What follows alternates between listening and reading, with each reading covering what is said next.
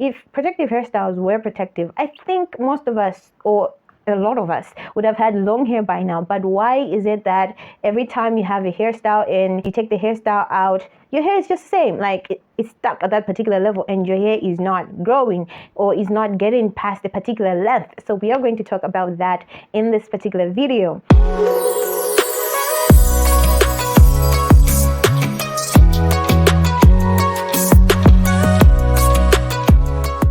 Hey guys, and welcome back to my channel. My name is Twange, also known as T Impeccable Hands Malawi, and welcome to the channel. If you're new here we talk about natural hair, eczema, and lifestyle, and today we're going to talk about protective hairstyles. Now, before we do anything else on this channel and in this particular video, make sure you subscribe to the channel if you haven't subscribed yet, and make sure you hit the notification button so that you're the first person to know when I post a new video. Now, protective hairstyles, in quotes, are hairstyles that you put in order for your hair to be left alone for a while. They protect the ends of your hair and they protect the length of your hair from your hands, from combs and the elements of the environment. But why is it that even with these protective hairstyles, which we call protective hairstyles, our hair is not moving past the lengths that we want to move past? We are stuck at shoulder length, we are not moving past our bra strap length, or we're not just moving past nose length, Why is that the case? Okay, so in this video, I'm going to give you guys a breakdown of the protective hairstyles that we know and what they do and which particular hairstyles are suitable for which particular hair type. And that way, if you maximize on the hairstyle that is suitable for your hair type, I'm sure that you're going to see a whole new difference altogether. So let's get into it. Number one on the list is knotless braids. And I think this is a trend right now. Everybody wants to do knotless braids, and they're very classy and they're very light on the hair because you don't start planting the full hair from the roots themselves. You actually add the hair as you go along the length, and they're really easy on the scalp and very easy to move about. But the downside with knotless braids is that they really work well for those who have medium to high density hair. What I mean by this is that people who have thicker strands of hair, lots of hair in their hair, this actually works for them really well. If you're somebody who has low density hair, your hair is very sparse, it can actually work, but the material itself has to be very light. So I would say that this is something that would be very good for those who have medium to high density hair. Hairstyle number 2 is box braids. Box braids are another hairstyle that I think most of us are used to and most of us really enjoy putting on, especially schoolgirls or people who are in school. But box braids are very good for people who have coarser hair. If your hair is very candy-like or cotton bubble gum-like, this is not the hairstyle for you. I really find it irritating when I see braids on the roadside because I know somebody's hair has just pulled out of their scalp and it's so freaking annoying. I wouldn't actually encourage someone who has cotton bubble gum-like hair to put on box braids. You're really asking for traction alopecia and foreboding on your hair. Style number 3 are forelocks. Forelocks are also amazing. They are trendy, they are classy, and they are timeless. But the downside with forelocks is that they can dry your hair. And another thing with forelocks is that by the time you're taking them out, you're going to discover that you have chunks and chunks of dirt right here because it was really hard for sebum to distribute itself along the hair shaft. But what I can actually advise is that if you want to do forelocks, make sure that they are the crochet kind of forelocks. If you do the forelocks that involve the whole wrapping effect and your hair is also the bubble gum like end, you may want to stay away from that hairstyle. Style number 4 is crochet hairstyle. So these will range from braids to locks and to other hairstyles that perhaps I do not know, but the fact is that you use a crochet needle in order to install the particular hairstyle. I find crochet hairstyles to be good. The only downside with them is that if you have dehydrated hair, then moisturizing is going to be problematic because your hair is going to be tacked away, and you really have to do your very best to make sure that your hair is hydrated and moisturized throughout the process. But actually, crochet hairstyles are really good. They are less heavy on the hair. They don't actually exert tension on your scalp, and they leave your scalp really healthy and manageable, and you can move the hairstyle about and whatnot. It's just really amazing, and I would actually encourage anyone who wants to go for hairstyles like that to use the crochet method. Style number 5 is sew-in weaves.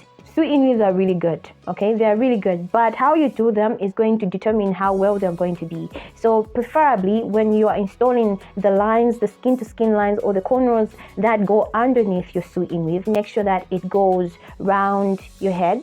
Make sure that it is horizontally made avoid the ones that are vertical, that start from the front going to the back, because you exert force on your hairline, and if you have a weak hairline, then definitely avoid that. Okay, now the downside with sew-in weaves is that you can't control dandruff. Dandruff is something that is going to affect you on a high note, and when I had sew-in weaves, that was the main problem that I had, because every time I'll be like, I would actually encourage anyone who is going on for sew-in weaves to stay with them for at least 3 to 4 weeks. Take them out, wash your hair, and put it back in. But if your weave material is 100% hair material, then definitely you can actually wash your hair while the weave is still on. Style number 6 is frontal weaves, and I know that many people like to leave out the front of the hair. If they are natural, they like to, relax the front of their hair so that it blends well with the weave. Auntie, don't even think about it. You don't have 2 textures in your hair.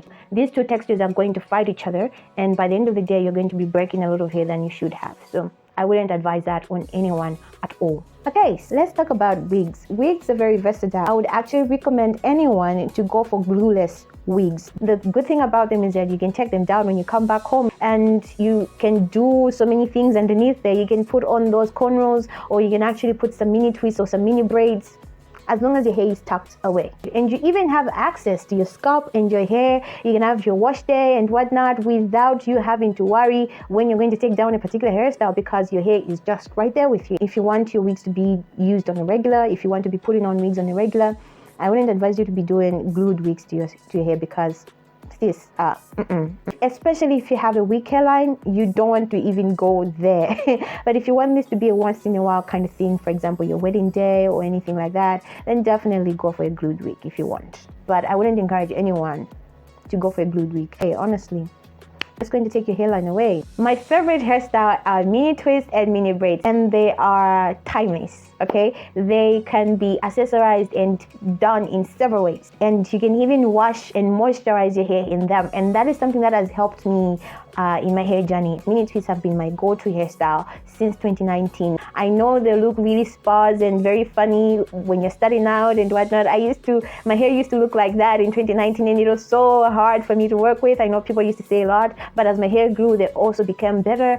And I know other people who have sparse hair, it may look very funny and not so appealing and whatnot. You just have to find a hairstyle that best agrees with your hair type, like I said, and your hair thickness and your hair volume. Another hairstyle to go for is cornrows. Cornrows are also versatile and timeless. There are many types of cornrows. You just have to work with what best agrees with your hair type and the strength of your hair. All right, just make sure that you don't pull your hairline.